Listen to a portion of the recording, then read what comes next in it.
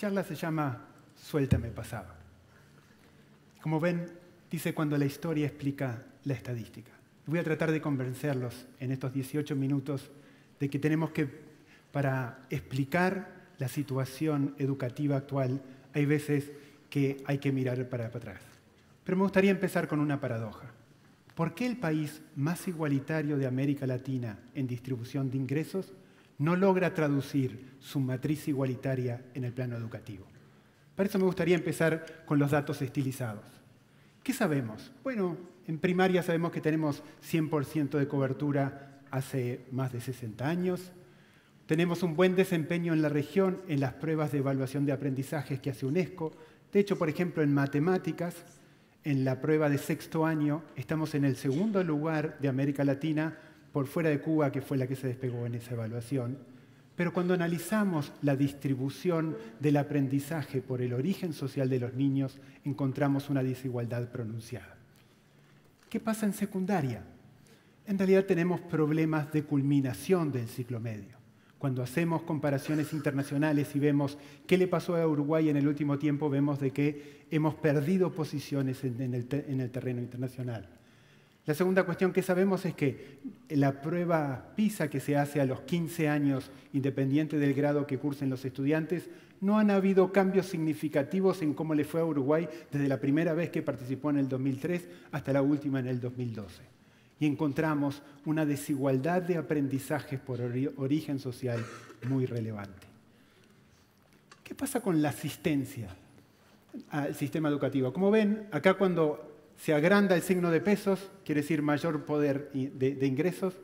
Y acá lo que muestra qué es lo que quiere un sistema educativo, es estar siempre en el 100% y con una curva horizontal. Cuando hay una curva horizontal quiere decir que no hay diferencias por el origen social de los estudiantes. Un niño que empieza a los 3 a los 5 años, encontramos que empezamos con una desigualdad de asistencia porque todos asisten entre los sectores más favorecidos, pero existe una cierta desigualdad entre los 3 y 5. Cuando llegamos a la edad de primaria, eso desaparece. La asistencia primaria es independiente del origen social de los niños. Entre los 12 y los 14 años empieza a aparecer una cierta desigualdad, pero de vuelta estamos muy cerca de los niveles de asistencia universal independiente del origen social de los niños. Pero cuando vemos a los 15, 17 años, aquellos que asisten, se empieza a mostrar la desigualdad. Y es aún más pronunciada entre los de 18 a 25 años que le preguntamos si asiste a cualquier nivel educativo. Podemos ver esto de otra forma, en donde mostramos ahora las edades de los niños en el eje de abajo, y lo que vemos es que al principio de la escolaridad hay una desigualdad en donde la gráfica de arriba de vuelta, el signo de pesos grandes, es mayor poder de ingresos, y el de abajo es el del menor.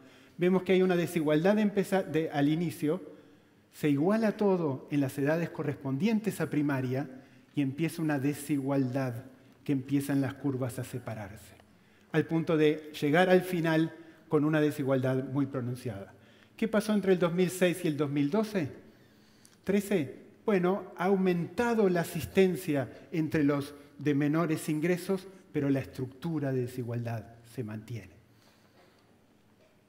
¿Qué pasa ahora con la culminación de ciclos? Hasta ahora vimos asistencia. Veamos qué pasa con terminar un ciclo. Bueno, en realidad, para hacer esto lo que hacemos es esperamos que hayan pasado la edad teórica de cursado, y lo que muestra arriba es a los de 15 a 17 años le preguntamos, ¿usted culminó primaria? Y lo que vemos es que no solo la asistencia primaria es universal, sino también la culminación. No hay desigualdad por origen social de los niños. Pero ¿qué pasa con el ciclo básico de educación media? Lo que vemos es que la culminación es universal entre los ricos, llamémosle así, pero solo no llega a la mitad de los estudiantes de los sectores más vulnerables. ¿Y qué pasa con la educación media superior? La desigualdad es aún más pronunciada. Mientras que un 80% de los sectores más favorecidos termina la educación media superior, apenas llegamos al 10% en eso.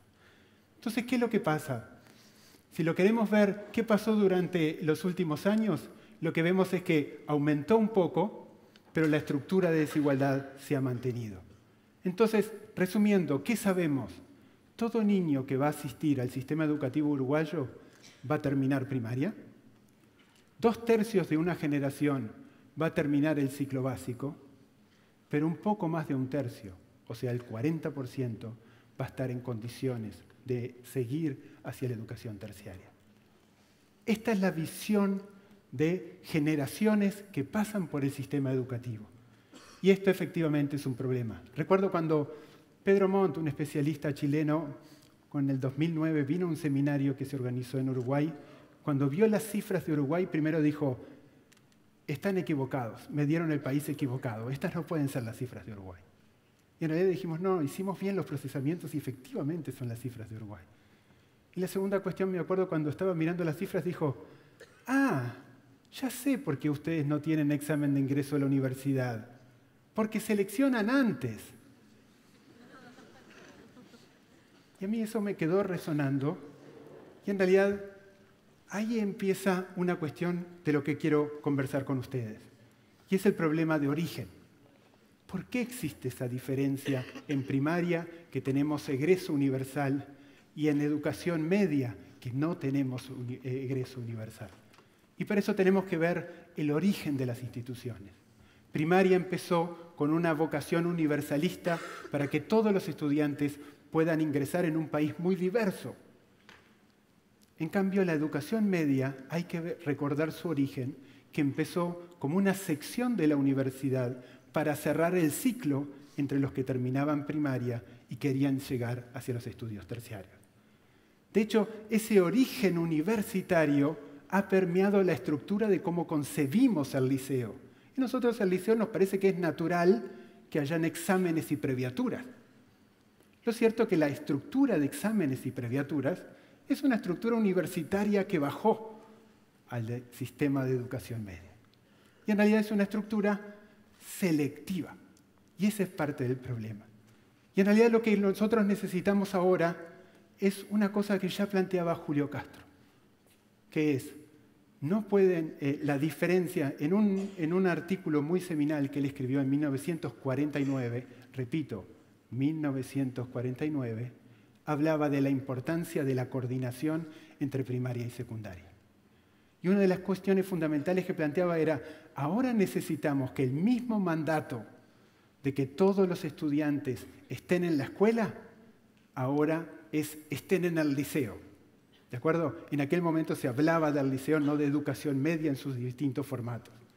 Pero la idea fundamental es que ahora el precepto de que todos tienen que estar estudiando y el carácter universal no solamente abarca primaria, sino abarca todo el ciclo de educación media. Y para eso lo que planteaba Julio Castro era la gran diferencia entre un sistema organizacional y otro es que el maestro se centra en el alumno y el profesor se centra en la disciplina. Y esa diferencia en cómo se concibe la organización del conocimiento, en cuánto tiempo existe de interacción, lo que planteaba Cecilia de todo ese tiempo para innovar, no se puede hacer en una estructura fragmentada de bloques de 40 minutos y 12 o 13 materias. De hecho, lo que planteaba justamente Julio Castro era el mandato nuevo del liceo, es un liceo para todos. ¿Hace cuánto es esta arenga? Desde hace 60 años. Y como vemos, todavía no la hemos cumplido. Entonces, ¿qué es lo que planteaba Julio Castro? Una primera cuestión era revisar los planes de estudio de una comisión integrada por maestros y profesores para ensamblar la enseñanza primaria y secundaria. De hecho, él hablaba sobre todo de los años de quinto y sexto escolar y primero, segundo del liceo. ¿Qué hacemos actualmente en el 2014?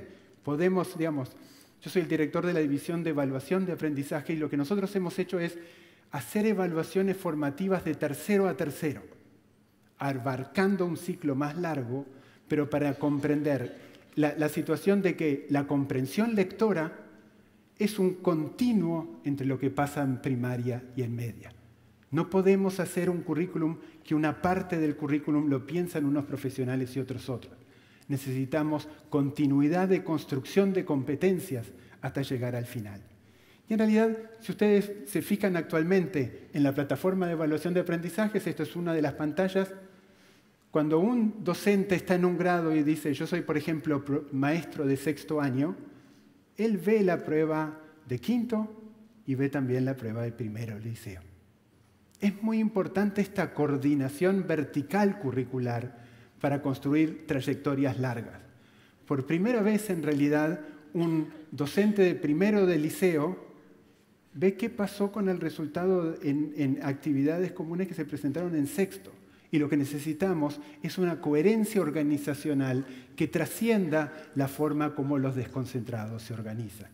Entonces, la segunda recomendación de Julio Castro en realidad era modificar el sistema de maestro único para sexto año y de múltiples profesores para primero y segundo de liceo. De hecho, él justamente lo que planteaba era la posibilidad de experiencias que ya se están haciendo en primaria, en donde hay más de un maestro a cargo de un grupo con especialización, pero también la cuestión de acordar por afinidad, decía Julio Castro, las materias que vienen después. De hecho, actualmente ya se están haciendo cuestiones sobre la experiencia, por ejemplo, de UTU, de competencias transversales, es uno de los ejemplos, donde todo un plantel docente trabaja para construir un perfil de egreso acordado. El reciente perfil de egreso que se ha acordado para los estudiantes de educación secundaria es un paso adelante en el sentido de que habla de distintos lenguajes y habla de la integralidad de la enseñanza. No solamente que los planes que se tienen que dar se cierran sobre los mandatos dentro de cada asignatura. Y en realidad lo que planteaba Julio Castro es muy parecido. Este es un diagrama estilizado del sistema educativo uruguayo. Si uno lo mira, dice, qué rara forma, ¿no? En realidad acá lo que vemos es docentes a cargo de grupo. Si bien este es un diagrama, digamos, estilizado porque no abarca toda la complejidad, en realidad podría ser distinto. De hecho, podría ser así, ¿verdad? En donde la progresión de diversidad no se experimenta como salto.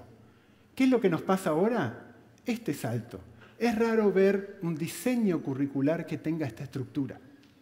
Esta estructura en realidad responde capaz a la estructura de origen de cuándo se empezó el liceo y cuál fue su carácter. Pero cuando lo pensamos como educación universal de construcción, probablemente pensemos un diseño organizacional distinto. ¿Qué sabemos a su vez voy a poner un ejemplo de este problema de tránsito? Esta es la serie de repetición de primaria entre el 2002 y el 2012. Como ven, la repetición en primaria es muy grande en primer grado, baja, baja, baja, hasta que es casi inexistente en sexto año. En los últimos años ha tendido a bajar. Esto es lo que analiza el Consejo de Educación Primaria. ¿Qué es lo que pasa con la repetición en los primeros grados de educación secundaria? En realidad no tiene una estructura de un patrón tan grande, tan homogéneo como el que mostré en el caso de primaria, pero muestra una tendencia creciente a lo largo de los últimos 10 años, y esto es lo que analiza el Consejo de Educación Secundaria. Pero ¿qué pasa cuando se analizan juntas? El sistema educativo uruguayo en realidad responde a ese quiebre que mostraba antes. El ensamblado de la enseñanza de primaria y media todavía no hemos logrado hacer. ¿Por qué pasa esto? Porque las formas organizacionales, la forma como se concibe el aprendizaje, la forma como se evalúa el aprendizaje es distinta en un sistema y en otro. Y el maestro Julio Castro lo que hablaba era del puente roto entre primaria y media, en la torsión que experimentaba el niño cuando pasaba del modo escolar al modo liceal. Ese es justamente uno de los problemas a resolver. Pero ¿qué sabemos sobre la salida de la educación? En primer lugar, lo que sabemos es que múltiples experiencias de repetición generan el retraso de la edad teórica del cursado de la edad efectiva de los niños. Y ese es el principal predictor para después dejar de estudiar. Lo segundo que sabemos es que el desgranamiento es progresivo, pero se da con saltos, sobre todo esos saltos cuando se pasa de la escuela al liceo, de sexto a primero, y cuando se cambia del ciclo básico al bachillerato, de tercero a cuarto. También sabemos de que existen varios intentos de reenganche antes de la desafiliación definitiva. De hecho, los estudios longitudinales lo que han mostrado es que los muchachos insisten hasta que después de 3 o 4 intentos de reengancharse en el año siguiente es cuando se desalientan y se desafilian. Por lo que el esfuerzo en realidad que hacen los estudiantes, por lo menos en los estudios longitudinales, impresiona.